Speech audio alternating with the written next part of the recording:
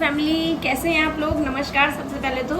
और आप लोग कैसे हैं कमेंट करके ज़रूर बताएं। तो मैं सुमन शर्मा आपका स्वागत करती हूँ अपने new blog Suman Sharma blog में। तो दोस्तों, अगर आपको मेरे ब्लॉग्स अच्छे लगते हैं, बुरे लगते हैं, सो लगते हैं या बिल्कुल अच्छे नहीं लगते, कुछ भी हो सकता है ना। सबकी मतलब सोच अलग अलग है, कि सबकी पसंद अलग अलग है, सबके सोचने का तरीका अलग है। तो अगर आपको मेरे ब्लॉग्स अच्छे लगते हैं, बुरे लगते हैं, सो लगते हैं, गंदे लगते हैं या बहुत अच्छे लगते हैं, तो दोस्तों आप कम से कम कमेंट करके बताया कीजिए कि आपको मेरे ब्लॉग्स कैसे लगते हैं।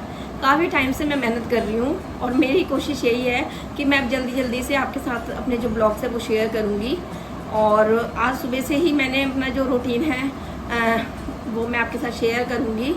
और अगर आपको कैसा लगा कम से कम आप बताइए तो सही। अगर आप मेरे ब्लॉग्स देखते हैं तो कम से कम आप हमें देखते हैं, हमारे साथ जुड़ते हैं, हमें ये तो पता होना चाहिए कि आपको कैसा लग रहा है हमारे ब्लॉग्स देख के, क्योंकि मेरे भी खाली घर के ही ब्लॉग्स ज़्यादातर होते हैं।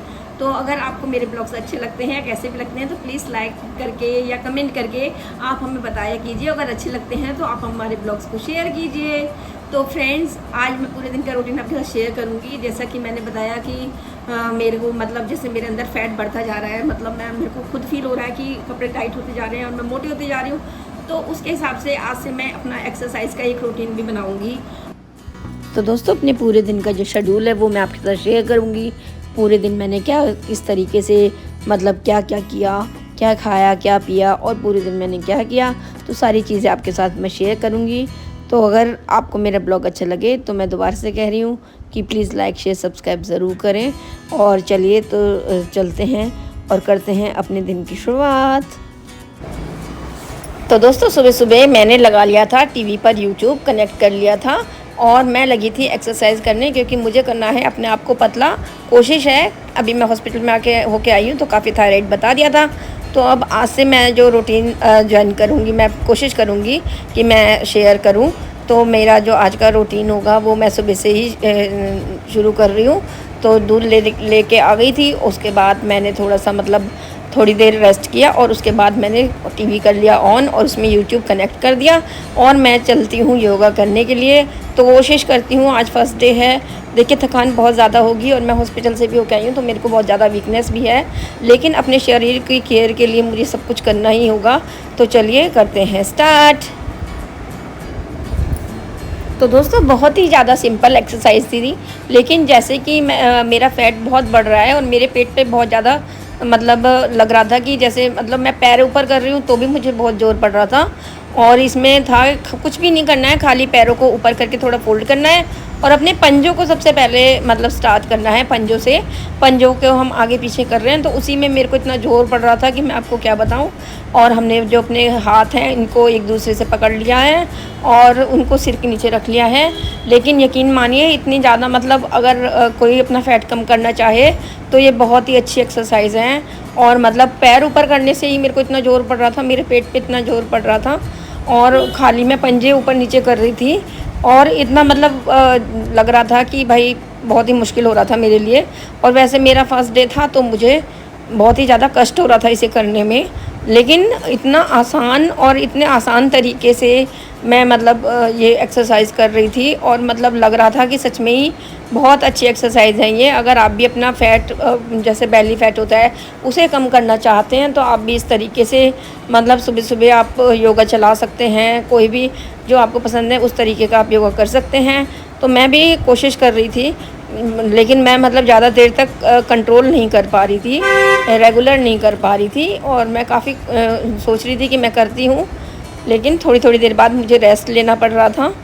और काफ़ी कुछ भी नहीं है, देखिए सिंपल तरीके से पैरों को सिर्फ उठाया है और पैरों को थोड़ा सा मतलब बस पंजों से हम एक्सरसाइज कर रहे हैं। तो इस तरीके से अब पंजों को थोड़ा सा आगे पीछे कर रहे हैं और उसी में मेरी तो जान निकले जा रही थी, क्योंकि मेरा जो मतलब पता नहीं क्या हो गया है कि मतलब बिल्कुल स्टेमिना जैसे है ना ख़त्म होता जा रहा है। तो मेरी कोशिश थी कि मैं फटाफट से जल्दी अपना जो वेट है वो मुझे कम करना होगा। एक्चुअल में क्या होता है कि पहले जो लेडीज़ होती थी वो बहुत ज़्यादा जैसे खेतों में काम करना, बाहर के काम करना, और आजकल हमारे अंदर हम कह रहे हैं ना कि स्टेमिना ख़त्म हो गया है। हमें एक्चुअल में आदत ही नहीं रही है काम वगैरह करने की। पहले मैं झाड़ू पोछा भी करती थी, सब कुछ करती थी, लेकिन जब से मेरी ये हार्ट की प्रॉब्लम बढ़ी है तब से मतलब अब मैंने अभी काम वाली भी लगा ली है, तो इसीलिए मैं झाड़ू पोछा भी मैंने करना छोड़ दिया है, क्योंकि डॉक्टर कहते हैं कि आपकी हालत ज़्यादा बिगड़ जाती है। तो दोस्तों एक्सरसाइज करने के बाद मैं आ गई थी किचन में, और ये देखिए मैंने आंवला रीठा चकागाई को रात को भिगो दिया था, इसको लोहे के बर्तन में भिगोया था, और मैं लगी थी इसको बॉईल करने के लिए। मैं बना रही हूँ होममेड शैम्पू। इससे होते हैं बाल काले और हेल्दी, और घने बाल होते हैं, और बालों की कोई भी प्रॉब्लम हो वो हमारी सॉर्ट आउट हो जाती है। तो आप भी ज़रूर इस तरीके का शैम्पू बनाएँ। और इसके बाद हम इसे कर लेंगे ठंडा, और जब ये बिल्कुल ठंडा हो जाएगा तो हम इसमें से जो गुठलियाँ होती हैं इनकी, उन रीठा में होती हैं गुठलियाँ, उनको हम निकाल देंगे अलग, और इसको हम किसी बोतल में ठंडा होने के बाद पहले इसको मिक्सर ग्राइंडर में पीसेंगे, और उसके बाद हम इसको छान कर बोतल में भर के रख लेंगे। और जब भी आप मतलब अपना सिर धोएं तो आप इससे भी धो सकते हैं। और अगर आपको लगता है कि इससे आपका जैसे कम झाग बन, तो देखिए साथ ही साथ मेरा जो शैम्पू है, जो मैंने आंवला रीठा शिकाकाई उबलने के लिए रखे थे, इसमें अच्छे तरीके से बॉयल आ चुका है। और अब इसे हम कर देंगे बंद, और इसे ठंडा होने के लिए रख देंगे। जब भी ठंडा हो जाएगा, जो रीठा होते हैं उसके अंदर होते हैं थोड़े थोड़े से बीज, उन्हें हम निकालेंगे, और निकालने के बाद हम इन्हें थोड़ा सा मिक्सर ग्राइंडर में पीसेंगे, ताकि जो हमारा जो जार है वो ख़राब ना हो जाए।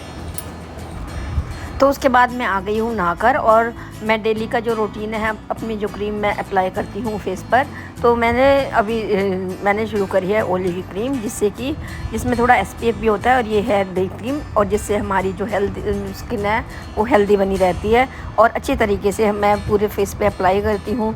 हम जब हम 40 के ऊपर हो जाते हैं तो उसके बाद हम डे क्रीम भी लगाते हैं, और नाइट क्रीम भी। तो ये मेरी ओले की डे क्रीम है, जो मैं नहाने के बाद अप्लाई करती हूँ, और इससे चेहरा बहुत ही अच्छा हो जाता है, और हमारी जो स्किन है वो हेल्दी बनी रहती है। तो आप भी इस तरीके से नहाने के बाद ज़रूर कोई अपनी स्किन पे कोई ना कोई अच्छी सी क्रीम अप्लाई किया कीजिए। सभी को करनी चाहिए, जिससे हमारी जो स्किन है उसका टोन अच्छा बना रहे। तो इस तरीके से मैं लगाती हूँ ओले की क्रीम। तो चलिए आपको दिखाती हूँ एक और चीज़। ये मेरे भाई ने मुझे गिफ्ट करी थी। वो रहता है फ़ॉरेन में, मतलब ऑस्ट्रेलिया वो जाता रहता है, वो बाहर फ़ॉरेन कंट्रीज़ में जाता रहता है। तो जब भी वो कहीं जाता है थोड़े बहुत गिफ्ट हमारे लिए लेकर ज़रूर आता है। तो वो लाया मेरे लिए बहुत ही अच्छी सी एक परफ्यूम, जिसका कि बहुत अच्छा फ्रेगनेंस है। तो चलिए इसे करते हैं ओपन, और देखते हैं कि इसमें किस तरीके की बोतल निकलती है। इसे करते हैं अनपैक, तो देखते हैं किस तरीके की फ्रेगनेंस है, और इसे यूज़ करेंगे। तो जब कोई ऐसे गिफ्ट देता है तो लगता है बहुत अच्छा। और परफ्यूम तो लेडीज़ की होती है फेवरेट, तो सभी को नहाने के बाद ये ज़रूर अप्लाई करनी चाहिए। क्योंकि मैंने सुना है, पता है, ये मैं इसलिए भी यूज़ करती हूँ क्योंकि वास्तु की कुछ चीज़ें मैं टिप्स यूज़ करती हूँ, क्योंकि वास्तु को मैं फॉलो करती हूँ। वास्तु के हिसाब से अगर हम परफ्यूम अप्लाई करते हैं बॉडी पर, तो इससे हम मतलब मनी को, धन को अट्रैक्ट करते हैं अपनी तरफ। और उसमें ये भी बताया जाता है वास्तु में कि अपने जो हम हथेली है इस पर अगर थोड़ी सी परफ्यूम लगा कर रखें तो भी धन हमारी तरफ अट्रैक्ट होता है। तो ये थोड़े बहुत जो वास्तु के टिप्स होते हैं वो हमें करते रहने चाहिए, और सभी लेडीज़ करती हैं, थोड़ा बहुत मानते हैं ना कि ऐसा होता है वैसा होता है। तो इस तरीके से मैंने तो परफ्यूम अप्लाई किया। इसकी खुशबू थी बहुत ही अच्छी, जो मुझे आई बहुत पसंद। तो मैं तो कह रही हूँ भाई वगैरह को हमेशा बहनों को गिफ्ट देते रहना चाहिए। और दोबारा से आ रहा है रक्षाबंधन, तो मुझे लगा बहुत ही अच्छा।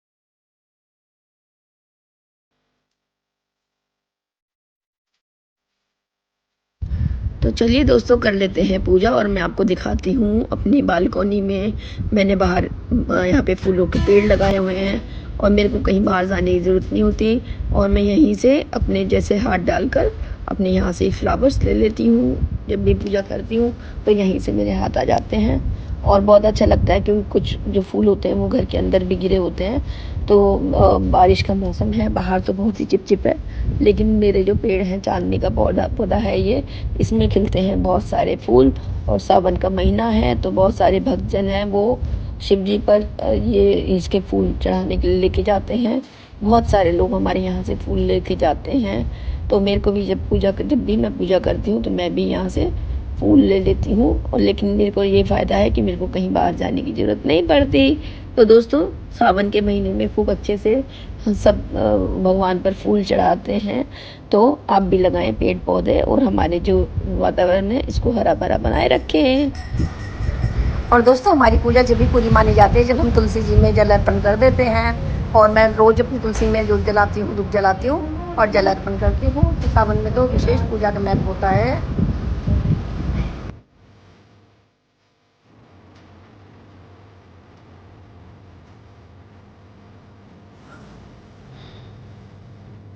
भगवान को भोग लगाओ।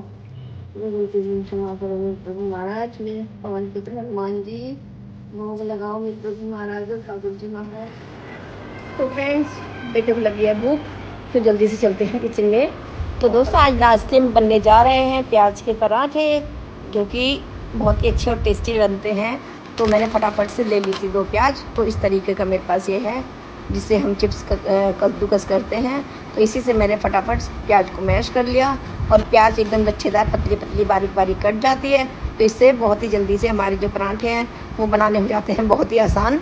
और मैंने फटाफट से 2 प्याज कद्दूकस कर ली। तो 2 प्याज में ही मेरी जो पूरी प्लेट है वो भर जाएगी, देखिए।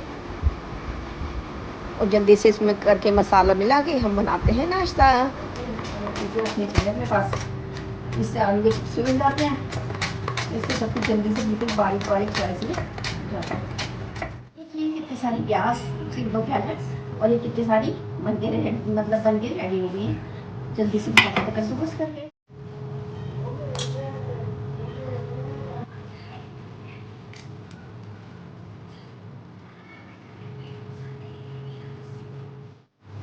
तो ये आ चुका है चाय में ऑयल, इसमें डाल देते हैं।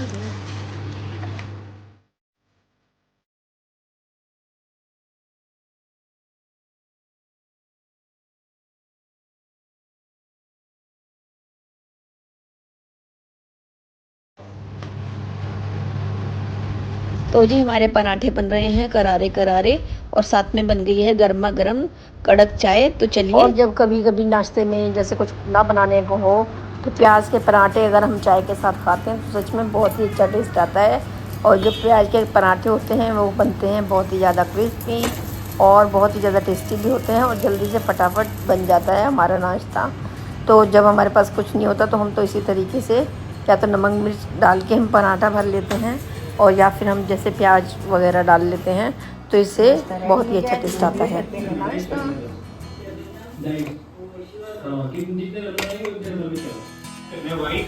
इसके ऊपर नंबर डालते हैं 1 2 3 4 तो कंप्लीट हो जाएंगे।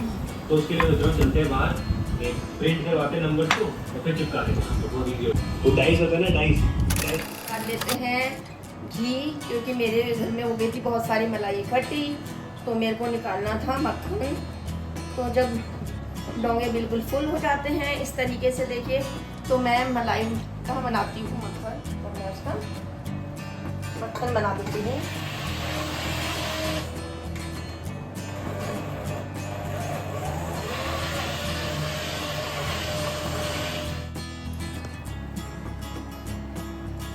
तो देखिए थोड़ी देर बाद हमारा जो जब हम मक्खन चलाते रहते हैं थोड़ी देर बाद गाढ़ा होना शुरू हो जाता है।